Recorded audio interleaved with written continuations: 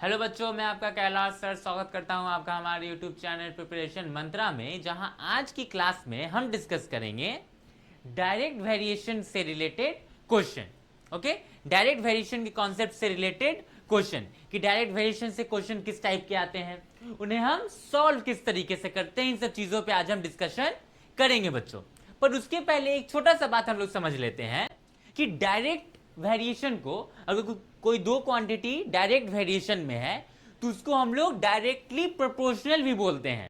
जैसे कि अगर दो क्वांटिटी है तो वो क्या है, डायरेक्ट वेरिएशन में है, तो हम लोग क्या बोलते हैं कि वो दोनों क्वांटिटी क्या है, डायरेक्टली प्रोपोर्शनल है। आ रही है बात समझ? उसी तरीके से अगर दो क्वांटिटी इनवर्स वेरिएशन में है तो हम लोग क्या बोलते हैं कि वो दोनों क्वांटिटी क्या है, इनवर्सली प्रोपोर्शनल है। आ रही है बात समझ? तो ये छोटा सा बात है, क्योंकि बहुत सारे चैप्टर्स में ना, सॉरी, बहुत सारे बुक्स में चैप्टर्स के नाम डायरेक्ट और इनवर्स वेरिएशन ना होके डायरेक्ट और इनवर्स प्रोपोर्शनल होते हैं या प्रोपोर्शन होते हैं, राइट? तो बच्चे कंफ्यूज हो जाते हैं कि अरे इस सर डायरेक्ट वेरिएशन और इनवर्स वेरिएशन पढ़ा रहे हैं, यहाँ तो डायरेक्ट प्रोपोर्शनल लिखा हुआ है, क्या है ये दोनों चीज? तो दोनों है सेम चीज, बट डिफरेंट तरीके से लिखने का तरीका है। आ रही है बात समझ? चलो बहुत बढ़िया। तो इससे हम लोग को कंफ्यूज नहीं होना है, हमें डायरेक्ट और इनवर्स वर्ड पे फोकस करना है। इनवर्स या डायरेक्ट, प्रोपोर्शन लिखा है कि वेरिएशन लिखा है, उस पर हम लोग को ध्यान नहीं देना है। चलो बहुत बढ़िया। अब हम लोग आते हैं हमारे पहले क्वेश्चन पे। देखो क्या है बच्चों हमारा पहला क्वेश्चन, कि observe the tables given below and in each case, sorry, and in each one find whether X and Y are in direct proportion. देखो यहाँ पे क्या वर्ड आ गया, प्रोपोर्शन आ गया। डायरेक्ट वेरिएशन भी लिखा जा सकता है, राइट? चलो बहुत बढ़िया। तो हमें फोकस करना है इस वर्ड पे, डायरेक्ट पे। तो क्या बोल रहा है कि ये टेबल गिवन है, हमें बताना है कि दो क्वांटिटी एक्स और वाई डायरेक्ट प्रोपोर्शन में या फिर डायरेक्ट वेरिएशन में है या नहीं। चलो बहुत बढ़िया। कैसे हम लोग फाइंड करेंगे? तो पहला क्राइटेरिया केक के बढ़ने से दूसरा भी बढ़ना चाहिए, दूसरा कि दोनों का क्या होना चाहिए, रेशियो सेम होना चाहिए। चलो तो देखते हैं। तो यहां पे हमें देखने से तो ये पता चल रहा है कि एक इंक्रीज हो रहा है तो दूसरा भी इंक्रीज हो रहा है। तो पहला क्राइटेरिया तो ये पास कर गया। दूसरे क्राइटेरिया पे अब हम लोग आते हैं। दूसरा क्राइटेरिया क्या है कि इसका रेशियो सेम होना चाहिए। चलो बहुत बढ़िया। तो हम लोग निकालेंगे, हर केस में रेशियो निकालेंगे। क्या होगा बच्चों, 3/9 इज इक्वल्स टू 1/3 होगा। चलो ठीक है। 5/15 भी इज इक्वल्स टू 1/3 होगा। चलो ठीक है।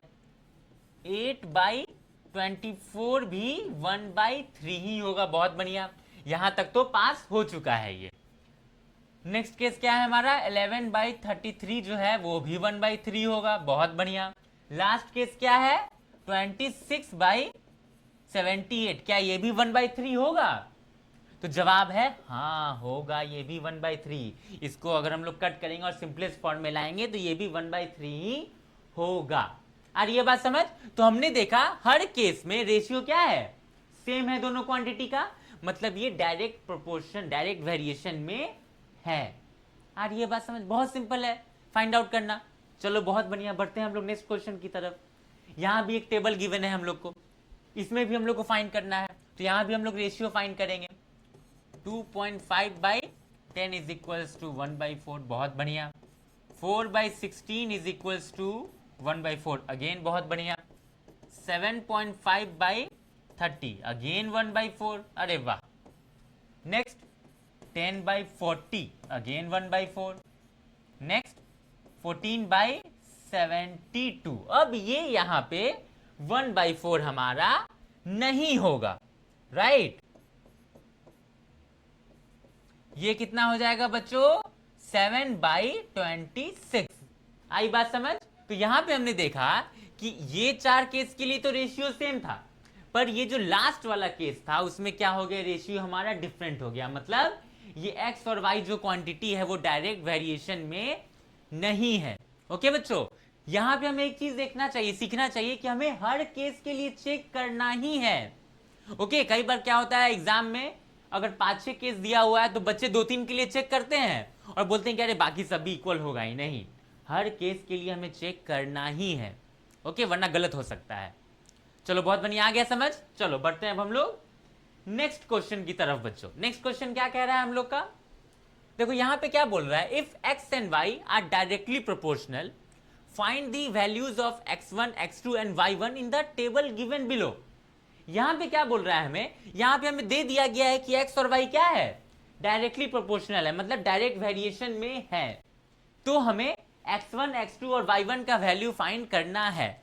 तो अगर बच्चों ये डायरेक्ट वेरिएशन में है, मतलब इनका रेशियो क्या होगा, सेम होगा। सिंपल है। तो हम लोग क्या करेंगे, 3/72 को हम लोग क्या लिख सकते हैं, x1/120 लिख सकते हैं। क्यों, क्योंकि ये दोनों डायरेक्ट वेरिएशन में है, तो इनका रेशियो सेम होगा। अब बस x1 का वैल्यू फाइंड आउट कर देंगे। x1 कितना होगा बच्चों हमारा, 3 इंटू 120/72। 3 से ये कट होगा कितने टाइम्स में, 24 टाइम्स में। 24 से ये कट होगा कितने टाइम्स में, 5 टाइम्स में। मतलब ये हो जाएगा हमारा 5। x1 हमारा कितना निकला बच्चों, 5 निकला। उसी तरीके से हम लोग x2 का भी वैल्यू फाइंड आउट कर सकते हैं बच्चों। कितना होगा, 3/72 इज इक्वल्स टू x2/92। चलो बहुत बढ़िया। यहां पे हमें पता है कि ये 24 टाइम्स में कट होता है, मतलब ये 1/24 इज इक्वल्स टू x2/92। तो यहां से बच्चों हमारा x2 कितना निकलेगा, 92/24। क्या ये कटेगा, ओ सॉरी बच्चों, देखो यहाँ पे 92 नहीं 192 है। चलो तो यहाँ पे इसको पहले 192 करते हैं हम लोग। चलो अब देखते हैं कि कट रहा है कि नहीं। हाँ, कितने टाइम्स में कटेगा बच्चों, 8 टाइम्स में, राइट। तो हमारे x2 का वैल्यू कितना हो गया, 8 हो गया। देखो यहाँ पे हमने एक गलती कर दी थी कि हमने 192 की जगह 92 लिख दिया था, राइट। चलो नेक्स्ट क्वेश्चन क्या है बच्चों हमारा, 10/y1। तो यहाँ पे अगेन हम लोग 3/72 इज इक्वल्स टू 10/y1 लिखेंगे। देखो बच्चों यहाँ से क्या हो जाएगा, ये 24 टाइम्स में कट होगा, तो 1/24 इज इक्वल्स टू 10/y1। तो हमारा y1 कितना हो जाएगा बच्चों, 240। सिंपल। तो y1 का वैल्यू कितना निकल गया, 240। तो हमने डायरेक्ट वेरिएशन के कॉन्सेप्ट का यूज करके x1, x2 और y1 का वैल्यू फाइंड कर लिया। कुछ नहीं करना है, रेशियो सेम करना है। कुछ है इस क्वेश्चन में, कुछ नहीं। चलो तो आगे बढ़ते हैं हम लोग। हाँ, अब आता है बच्चों हमारा word problem. Okay, word problem में हमने डिस्कस किया था कि यहाँ पे हमें देखना है, क्वेश्चन को पढ़ के समझना है, थोड़ा सा कॉमन सेंस लगाना है अपना, कि जो भी दो क्वांटिटीज हमें गिवन होंगी वो डायरेक्ट में है या नहीं। ओके, डायरेक्ट में है या इनवर्स में है। ओके, वर्ड प्रॉब्लम में हमें सिर्फ यही चेक करना है, वो या तो अगर कोई वर्ड प्रॉब्लम का क्वेश्चन है तो या तो वो दोनों क्वांटिटी डायरेक्ट वेरिएशन में होंगी या तो इनवर्स वेरिएशन में होंगी। तो हमें थोड़ा सा कॉमन सेंस लगा के ये चेक करना है कि डायरेक्ट में है या इनवर्स में है। अगर डायरेक्ट में है तो हमें पता है क्वेश्चन कैसे बनाना है, इनवर्स में है तो कैसे बनाएंगे, इसको हम लोग डिस्कस करेंगे नेक्स्ट वीडियो में। ओके, चलो बहुत बढ़िया। तो अभी हम इसको चेक करते हैं। तो क्या बोल रहा है, a truck covers a distance of 510 kilometre in 34 litres of diesel. एक ट्रक है जो 510 किलोमीटर कवर करता है 34 लीटर ऑफ डीजल में। चलो ठीक है, how much distance would it covered in 20 litre of diesel. अब देखो बच्चों यहां पे हम लोग को समझना है कि अगर लीटर ऑफ डीजल कम होगा, मतलब अगर तेल, गाड़ी में तेल कम होगा, गाड़ी में डीजल कम होगा, तो गाड़ी लेस डिस्टेंस ट्रेवल करेगी, राइट। जितना तेल ज्यादा होगा उतना ज्यादा डिस्टेंस कवर करेगी। मतलब distance covered by diesel in litres, ये दोनों क्या है, डायरेक्ट वेरिएशन में है। आ रही है बात समझ बच्चों, कि अगर ज्यादा तेल होगा गाड़ी में तो गाड़ी ज्यादा डिस्टेंस कवर करेगी, कम तेल होगा कम डिस्टेंस कवर करेगी। तो ये दोनों क्वांटिटी क्या है, डायरेक्ट वेरिएशन में। चलो समझ गए। अब हमें क्या बनाना है इस क्वेश्चन को, कि अगर 34 लीटर डीजल में 510 किलोमीटर कवर हो रहा है तो 20 लीटर डीजल में कितना कवर होगा। तो इसको हम लोग कैसे बनाते हैं बच्चों, समझो। स्टेटमेंट भी हम लोग समझ लेते हैं कि स्टेटमेंट क्या लिखते हैं। तो हम लोग मान लेते हैं, let the truck covers x kilometre in 20 litre of petrol, in 20 litres of, sorry petrol नहीं डीजल, चलो यहाँ पे हम लोग स्टेटमेंट भी लिखते चल रहे हैं कि जब क्वेश्चन आएगा ऐसा, तो चलो कॉन्सेप्ट तो ठीक है हमारा, लेकिन एग्जाम वगैरह में स्टेटमेंट भी तो लिखना पड़ता है ना, वही हम लोग यहाँ समझ रहे हैं। चलो तो हम लोग क्या है, सबसे पहले मान लेंगे जो हम लोग को निकालना है उसको हम लोग एक्स मान लेंगे, ठीक है। और फिर हम लोग लिखेंगे since the given quantities are in direct variation,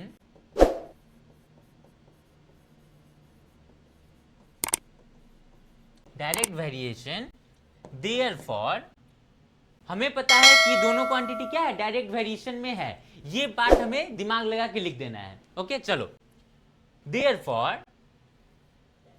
510/34 is equals to x by 20।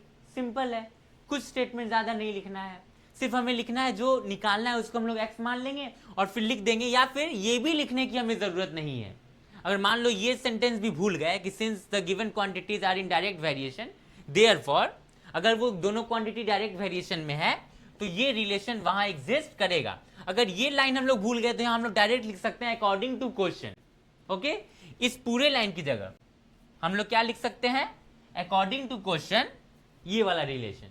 Okay, कोई मार्क्स नहीं कटेगा। चलो बहुत बढ़िया, तो यहां से हम लोग क्या करेंगे, ये रिलेशन हमें मिल गया, अब यहां से हम लोग x का वैल्यू फाइंड आउट कर लेंगे। बहुत सिंपल है, क्या होगा बच्चों समझो, x इज इक्वल्स टू कितना होगा, 510 इंटू 20/34। चलो ठीक है, 10 टाइम्स में ये कटेगा 17 टाइम्स में बच्चों। चलो बहुत बढ़िया, अब हम लोग क्या करेंगे, इसको इससे कट करके देखेंगे 30 टाइम्स में। ओके, तो ये होगा 300। तो हमारा x कितना निकला बच्चों, 300 किलोमीटर। मतलब 34 लीटर में अगर 510 किलोमीटर कवर होगा तो 20 लीटर में 300 किलोमीटर कवर होगा। सिंपल है, आया समझ कैसे हमने डायरेक्ट वेरिएशन के कॉन्सेप्ट का यूज किया और इस क्वेश्चन को सॉल्व किया बच्चों। चलो बहुत बढ़िया, बढ़ते हैं हम लोग नेक्स्ट क्वेश्चन की तरफ। तो बच्चों हमारा नेक्स्ट क्वेश्चन है कि a taxi charges a fair of 2550 rupees for a journey of 150 kilometre. चलो ठीक है, how much would it charge for a journey of 124 kilometre. क्या बोल रहा है बच्चों कि एक टैक्सी है जो 150 किलोमीटर के लिए 2550 रुपीज चार्ज कर रही है, तो 124 किलोमीटर के लिए कितना चार्ज करेगी। देखो बच्चों, यहां पे तो पहले हम लोग समझेंगे कि ये डायरेक्ट वेरिएशन में है या नहीं। तो देखो बच्चों, अगर टैक्सी ज्यादा डिस्टेंस कवर करेगी तो कॉस्ट क्या होगा, इंक्रीज होगा। अगर टैक्सी कम डिस्टेंस कवर करेगी तो कॉस्ट क्या होगा, डिक्रीज होगा।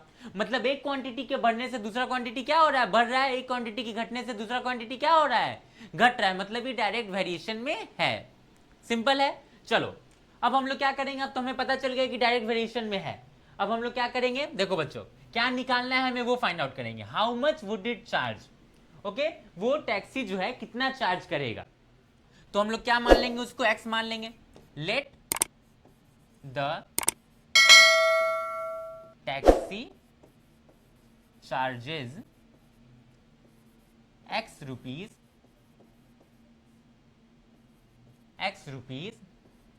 For 124 kilometre. चलो ठीक है, मान लेते हैं कि टैक्सी जो है x रुपीज चार्ज करेगा 124 किलोमीटर के लिए। अब हम लिखेंगे अकॉर्डिंग टू क्वेश्चन। हमें पता है कि डायरेक्ट वेरिएशन में है तो रेशियो सेम होगा, तो लिख देंगे, क्या लिख देंगे, 2550/150 is equals to x/124। Simple, यहां से हम लोग x का वैल्यू फाइंड आउट कर सकते हैं, राइट। x हमारा कितना हो जाएगा बच्चों, 2550 इंटू 124/150। इसको अब हम लोग सॉल्व करेंगे, क्या होगा बच्चों, 0 से 0 कटेगा, फिर 5 से ये कटेगा 3 टाइम्स में, 5 से ये कटेगा 51 टाइम्स में, 3 से ये कटेगा कितने टाइम्स में बच्चों, 17 टाइम्स में, राइट। चलो तो हमारा कॉस्ट कितना निकल गया, 17 इंटू 124 रुपीज। अब इसको हम लोग मल्टीप्लाई करेंगे, 124 इंटू 17,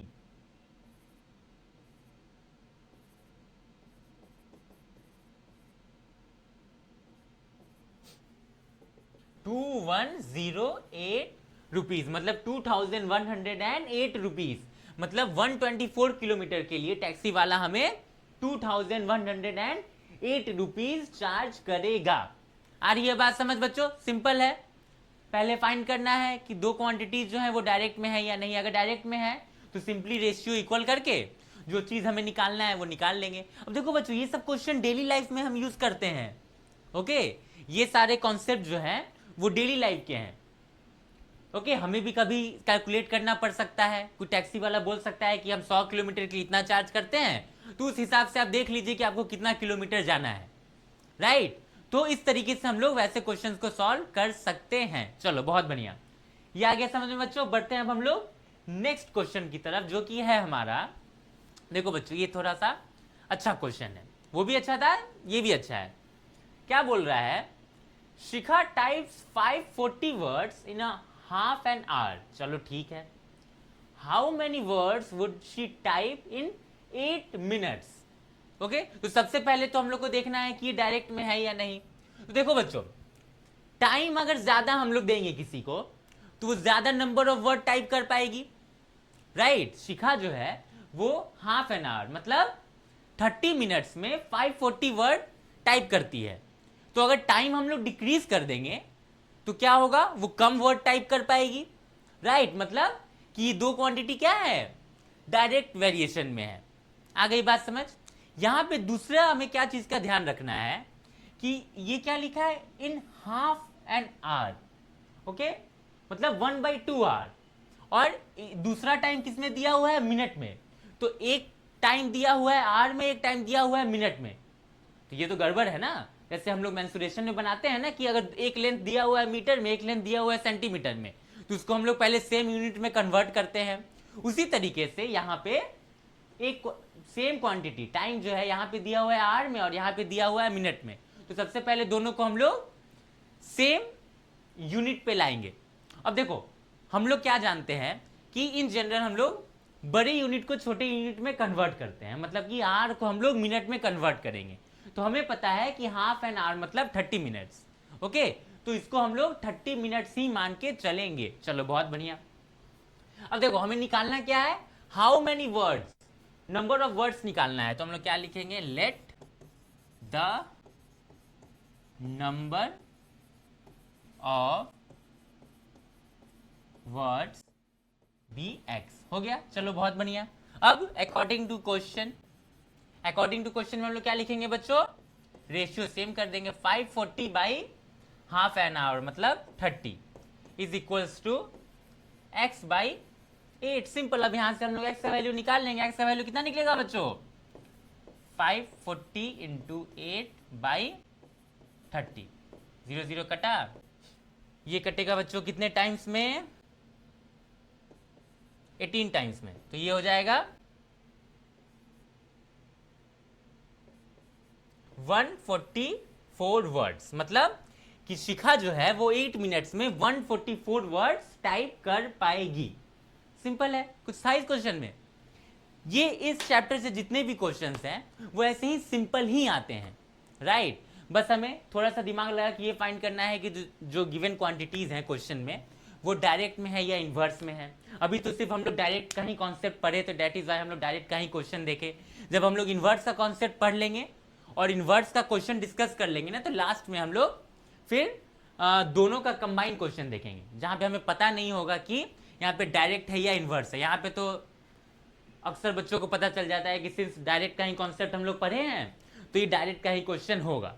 ओके, पर हमें, क्योंकि एग्जाम में तो हमें नहीं पता होगा ना कि डायरेक्ट का होगा या इन्वर्स का होगा, तो हमें चेक करना है कि दोनों क्वांटिटीज डायरेक्ट में है या इन्वर्स में है, फिर उसके अकॉर्डिंग डायरेक्ट या फिर इन्वर्स का कॉन्सेप्ट हमें अप्लाई करना है। ठीक है बच्चों, तो मिलते हैं हम लोग नेक्स्ट वीडियो में, जहां हम लोग डिस्कस करेंगे इन्वर्स वेरिएशन के कॉन्सेप्ट को और डिटेल में, राइट। तो मिलते हैं हम लोग नेक्स्ट वीडियो में बच्चों। तब तक के लिए अगर आप हमारे चैनल पे न्यू है तो चैनल को सब्सक्राइब करें, वीडियो को लाइक करें और अपने दोस्तों के साथ ज्यादा से ज्यादा शेयर करें। Thank you.